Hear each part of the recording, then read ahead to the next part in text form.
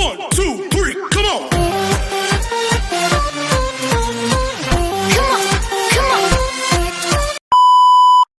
Hello beautiful people! Welcome back to my channel. This is your Mama Sam. Hola mga amigo, amiga, kumare at kumpare. Kamusta kayong lahat? Sana lahat po kayo ay okay at safe ngayong araw na ito. At syempre kung ako naman ang tatanungin nyo, nakikita naman ninyo ang beauty ng Mama Sam ninyo, fresh overload pa rin.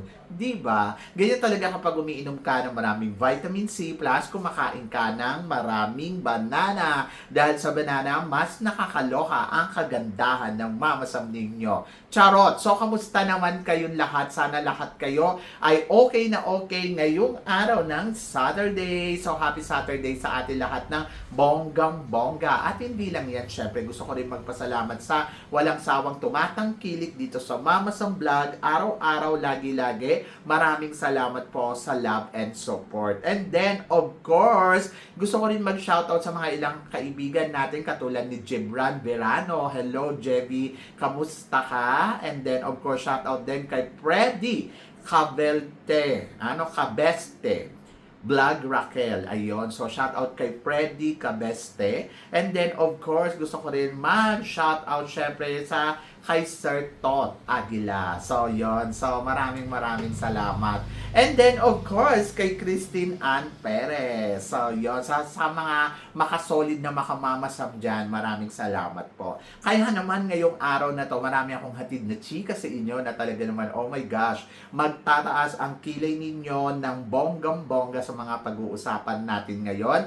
Kaya guys, wag na nating patagalin ang ating mga chika. Para sa una nating chika, eto nga, mag-last to standing kaya mamaya sa Miss Universe Thailand si Tarina Botes at saka syempre si Miss Phuket.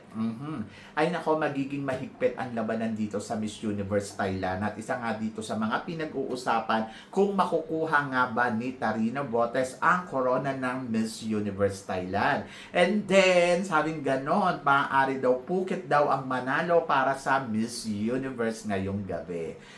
Ewan ko, hindi ko alam. Oho, ang daming mga candidates na masasabi kong malakas, maraming mga kandidata na talagang masasabi ko palaban, pero depende na yan sa mga candidates kung paano sila lalaban ng todo-todo, di ba? So ako naman, syempre gusto ko silang manalo, gusto ko makuha nila yung corona, especially Tarina Botes, kasi si Tarina, alam naman natin na hindi rin biro yung pinagdaanan niya dito. Pero kung mananalo siya mamaya, ay congratulations. But possible din na mapunta to sa ibang candidates kasi tulad nga syempre ni Phuket. Medyo malakas din ang laban ni Phuket at palaban. Kaya let's see, abangan natin yan. Kung kay Phuket nga ba or kay Tarina mapupunta ang corona ng Miss Universe or wala sa kanila. Charot. So, yan. So, malalaman natin yan very soon. So, sabing ganon para sa sumunod na chika, pambato natin sa MGI All-Stars. Ito na nga, grabe din si, Patricia Ann Lorenzo. Ako kay Patricia Ann Lorenzo, isa din siya sa mga feeling ko quality na girls na pwede talagang mag-excel dito sa sa MGI All-Stars kasi kita naman natin, di ba, na palaban din talaga to at iba din yung team yan kumilos. Kaya lang, sa nakikita ko, parang mas malakas si Alexi Brooks sa kanya. Si Alexi, parang feeling ko, kayang tumungtong hanggang sa dulo ng kompetisyon at pwedeng manalo. Pero ito kasi si Patricia Ann Lorenzo, parang feeling ko top 10, mga ganon, or top 20. So, ganon, yung magiging laro niya dito sa MGI All-Stars. Medyo mahina kasi parang feeling ko, kailangan niyang pagtuunan ng pansin yung mga iba pang aspeto para maging grandest winner siya. Katulad na lang halimbawa, yung pasarela niya medyo mahina yung pasarela niya, hindi ganun kabongge. Pero kung magte-training siya, di papalo, di ba? Tapos, syempre, wardrobe, wala naman akong problema. Bongga naman siya magpasabog. So, yun lang talaga yung swimsuit. And then, pagdating sa botohan, feeling ko kaya nilang magbaksak dyan. Kaya, may laban pa rin talaga ang Patricia Ann Lorenzo. But, ang estimate ko ngayon pa lang, top 20 to top 10, kaya niyang marating. Pero yung top 5, hindi ko pa nakikita. So, let's see. Di ba? Pero si Alexi Brooks, ang tatanungin mo ko, aba, kaya ni Alexi na mag-finish line sa competition na MGI All-Stars. Ngayon pa lang nakikita ko ay iba ang kalibre ng Alexi. Kasi kung tutuusin, total package talaga siya from botohan, and then from execution, so maraming susuporte, tapos magaling ang execution, tapos magaling din ang pasabog, kaya laban yan, di ba? So good luck kay Alexi. Yan! Ay nako, I'm so excited. So sabing ganon, mapapalitan na kaya si Vanessa Fulgarin?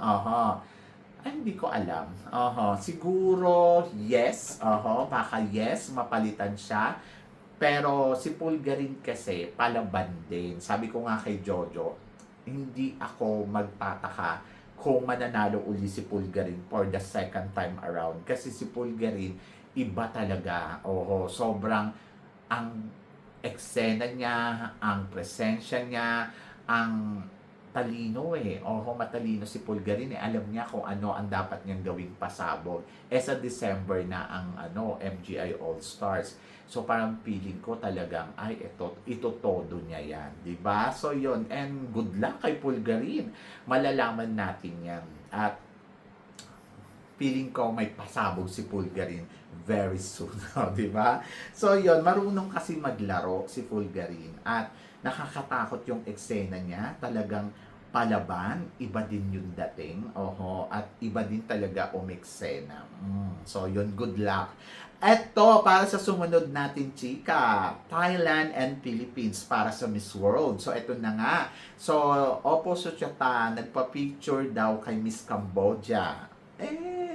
Wala namang masama. Si Oppo ay Miss World, and then of course, he wanted to peace on earth, di ba? So alam naman natin yung alitan ng Thailand and Cambodia na talagang medyo seryoso, pero nakakatuwa yung mga beauty queens, yung mga mister, kasi willing silang makipag-recognize. Sana yung mga beauty queen na to, totoo, at alam mo yon, yung kaya nilang i-connect yung mundo sa isa't isa. Ako, kay Oppo Suchata, sigurado ako na willing siya na mag-connect with Cambodia. And then, ito naman si Cambodia, sana ganun din, di ba? And then, let's see in the future kung silang dalawa ay makikita pa natin na magkasama sa isang photos. And then, natutuwa ako na ginagamit nila yung platform na to na ipakita sa mundo na they are okay. So, I hope na ito yung mag-start ng peace sa bawat isa, di ba? Yung sa puso. Kasi ang kailangan lang naman din talaga, hindi mo naman sila kailangan na alam mo yon, na parang i-underestimate. Kumbaga parang mas maganda talaga na ayan, mag-focus na lang tayo and let's peace, di ba? Kasi di ba sa mundo, ang gusto natin ay katahimikan. Masaya ang buhay, mamuhay sa mundo na walang anumang alumanyang nangyayari. So, mas maganda yung katahimikan na lang. Di ba? So, yan. So, laban at magtiwala. So, yon. And good luck kay Oppo Suchata and good luck kay Miss Cambodia. Di ba? At para naman sa sumunod natin, chika, Miss Charm and Miss Universe. Sino daw ang mas kabog ang beauty? Maganda si Miss Charm, to be honest. Kaya nga siya naging Miss Charm kasi maganda siya. Gusto ko yung beauty na meron siya. And then si Miss Universe naman, maganda din si Fatima, ha. In fairness kay Fatima, sa lahat ng mga sa beauty queen sa Mexico, na from Miss Universe, si Fatima ang pangalawang gusto ko yung beauty. Kasi, bakit ko nasasabi? Ang una sa akin, yung kalaban ni Venus Ram noong 2010. Kulelat tapos sumunod si Fatima, na isang matuturing mong maganda. Tapos sumunod Andrea Mesa. At sumunod ay si Lupita Jones. Pero sa lahat ng beauty queen sa kanila, alam mo yon, hindi naman lahat ng beauty queen nila quality, di ba? Sa totoo lang. kung ikukumpara natin yung Miss Universe natin sa Miss Universe nila, di ba? So, parang silang apat, hindi naman ganun kabongge shoes, Lupita Jones, di ba? Talakera dyan sa social media. Tapos, si Andrea Mesa, ayun, medyo matino-tino, eksena, Tapos, yung isa, okay naman ako doon. Ayun, yung favorite ko yun eh. So, 2000. Then, nakalimutan ko yung name. And then, si Fatima naman tahimik lang. Hindi naman madaldal si Fatima eh. Sobrang quiet lang. Kaya parang gusto ko si Fatima. Charot! Pero, in fairness naman sa kanilang lahat, syempre, respetohin natin sila as a Miss Universe. And then, iba-ibang putahe, iba-ibang klase. May strong, may soft-soft, ganon. But, yeah, Miss Universe, may title sila. So, good luck. Pero sa kanilang dalawa, I think Miss Charm, mas gusto ko yung beauty ni Miss Charm. At mabait din si Miss Charm, no? Di ba nagpunta to sa Pilipinas? Okay. So, ayun. Pero ito, niluluto na. Ayan, gusto ko to. Niluluto na daw ang magiging kapalaran na nila sa, saan ba to? Sa Miss Cosmo. Ang National Director ng Myanmar. Gusto may gano'n, nakakaloka. Talagang luto portion na ba? So dahil nga sa press con daw ng Miss Cosmo ay lalo daw lumakas ang kumpiyansa ng dalawa sa kanilang laban dito sa Miss Cosmo. Ito nga si Miss Myanmar at saka yung National Director niya. Nakakaloka naman kayo. Bakit nyo ba nasasabing ganyan? Dahil ba nakikita natin na very active at very supportive tong si lalaki. Alam nyo guys, sa totoo lang, ako, yung National Director nila, nakita ko yan maraming beses. Guwapo talaga siya. Charot. Pero, ayun nga, yung the way kung paano niya suportahan yung kandidata niya, talaga naman, grabe. Talagang kung kinakailangan niyang gumastos, gagastusan niya. Pag-aaralan nila, tatrabahuhin nila, at talaga lahat gagawin nila. So, yon.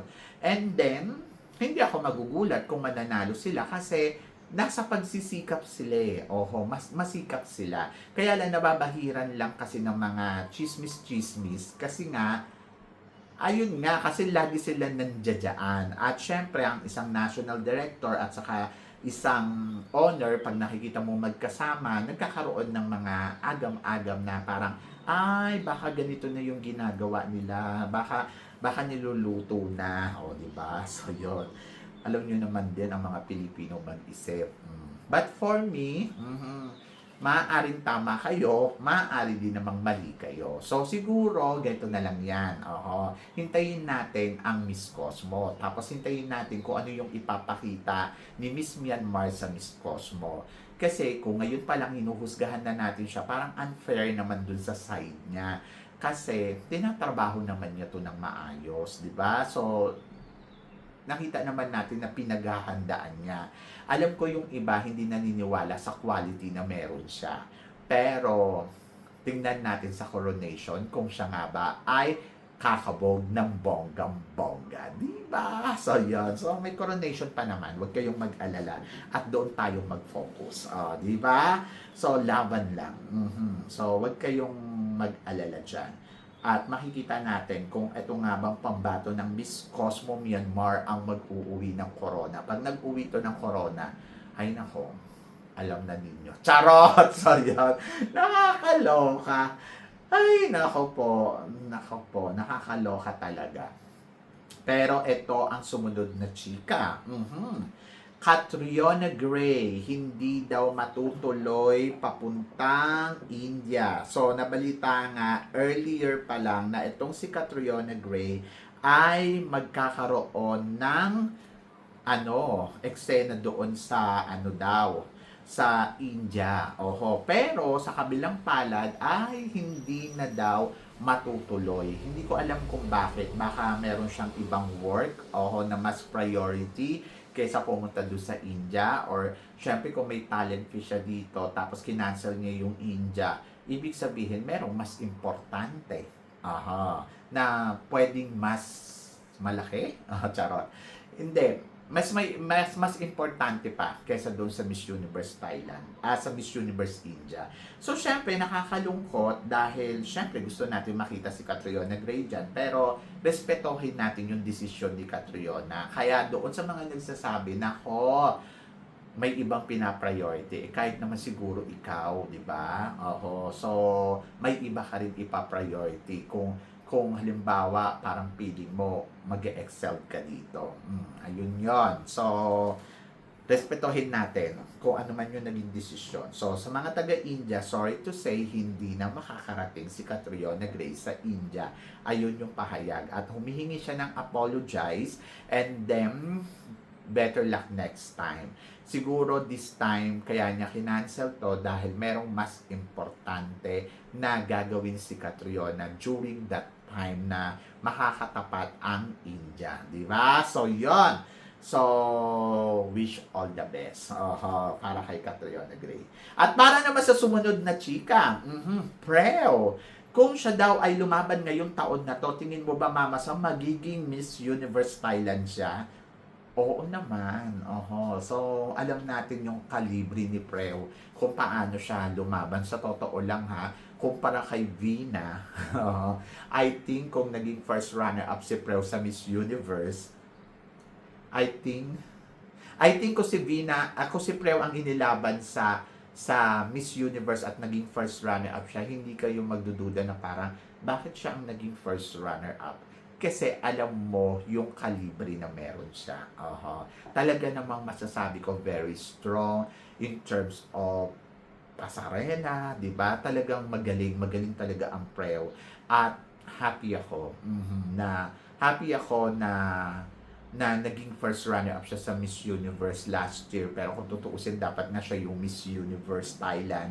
And then, looking forward ako na sana bumalik pa siya next time. Ganon. So, sabi ko nga, kung etong taon na to lumaban siya, I think winner siya. Kayo ba?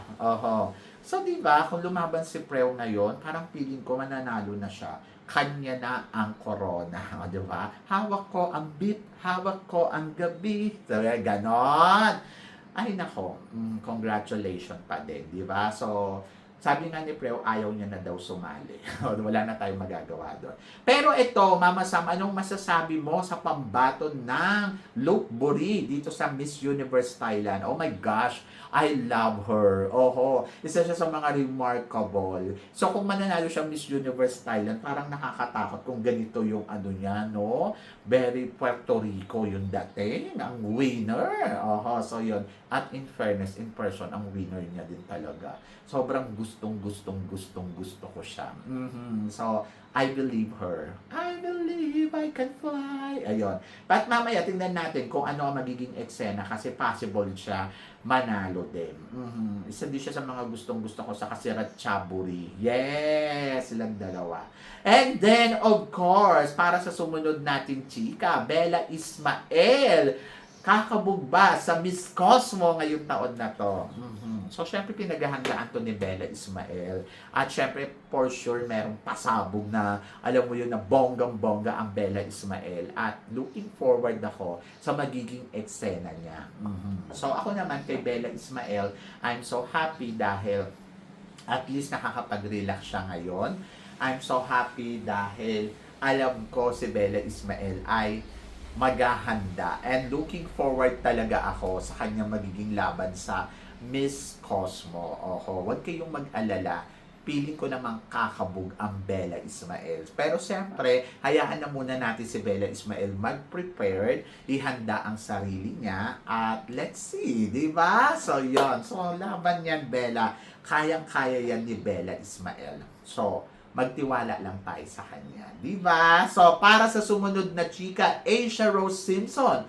Top 60 sa top model of the world. So, tingin mo, Mama Sam, mas kakabog nga ba ang beauty ni Asia Rose dito sa top model second round? to be honest, tinanong yan kanina sa akin sa live ko. Ang sagot ko ay siguro much better na kaysa mag-expect tayo sa kanya ng bonggang-bongga ay ipag-pray natin siya na sana ay mas kumabog pa siya, di ba? Yung sana mas magawa niyang maigi yung trabaho, mas mapag-aralin niya ng maigi yung laban, ayun. Job well done para sa akin sa pagkakapasok niya sa top 60, and then looking forward ako na makausag pa siya ng more, and I hope na sana sa next round ay mapasama pa siya ng bonggang-bongga, di ba? So yon. So naniniwala ako kung galing din naman ang pag-uusapan ay may galing talaga ang ating pambato. At kung naniniwala kayong magaling si Asia Rose, dapat ninyong panghawakan to sa kanya, di ba? So magkumapit lang tayo sa kanyang journey dito sa Miss World. Kahit pa sabihin nyo maliit lang yung porsyento na baka manalo tayo ng Miss World, panghawakan pa din natin yan. Malay ninyo, di ba? Tayo pala ang panalo. Ganon. And then looking forward talaga ako sa magiging execution ni Asia Rose sa darating na top model. Ngayon ay head-to-head challenge. So I hope na sana isa siya sa mga mapili na magandang istorya na pwedeng pumasok pa sa next round. Diba? So yan, wish all the best para kay Asia, tiwala, at syempre ipagdasal natin ng bonggang-bongga. Siya na nga ba ang susunod na Miss World? Abangan natin yan. So, comment below para at least malaman ko naman kung ano naman ang chika mo dito sa mga pinag-uusapan natin ngayon. So, syempre maraming salamat po sa inyong lahat, sa love and support na binibigay ninyo syempre dito sa channel ko. Sa mga hindi pa nakaka-follow at nakaka-subscribe, baka naman please don't forget to click like and subscribe my channel at i-click nyo na rin po ang notification bell to more updated syempre sa aking mga chika. Sabi ng ganon, always keep smiling and laban lang. So guys, hanggang dito na lang. Hanggang sa muli nating chikahan. See you tomorrow. Thank you guys.